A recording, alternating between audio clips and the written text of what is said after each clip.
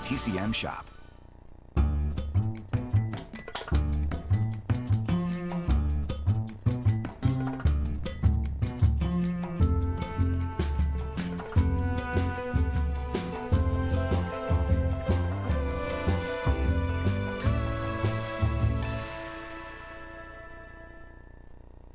Hey everybody, I'm Ben Mankiewicz. Thanks for joining us tonight on TCM as we continue our day-long tribute to Mae Clarke on Summer Under the Stars.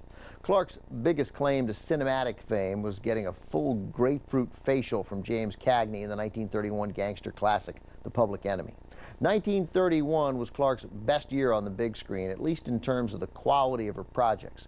After appearing in The Public Enemy with Cagney, she made the front page for director Louis Milestone, as well as her two most significant films at Universal for director James Whale. The first, Waterloo Bridge, features Clarke giving perhaps the best performance of her career. The second is considered the granddaddy of all horror movies, and it's the movie we have up next, from 1931, also starring Colin Clive and Boris Karloff as the monster. It's Frankenstein. Frankenstein is one of those films that has become entrenched in our culture. Of course, there have been myriad remakes and sequels, but the original, with Colin Clive exclaiming, "It's alive!" still captures the imagination and continues to be essential viewing by movie fans of all ages. I don't know why I made myself incredibly uncomfortable doing that.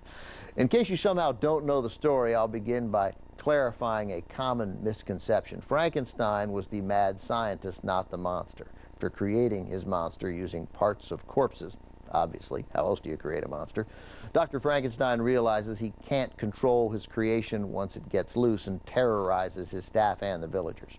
Mae Clarke plays Dr. Frankenstein's fiancée. Universal execs originally wanted Bette Davis for the role, but producer Carl Laemmle Jr. famously thought Davis lacked sex appeal, and director James Whale thought Davis was too aggressive when seeing her screen test.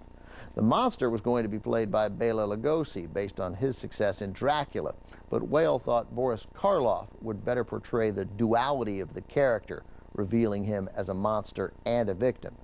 In the end, the casting turned out to be absolutely perfect. Here it is, from 1931, Frankenstein.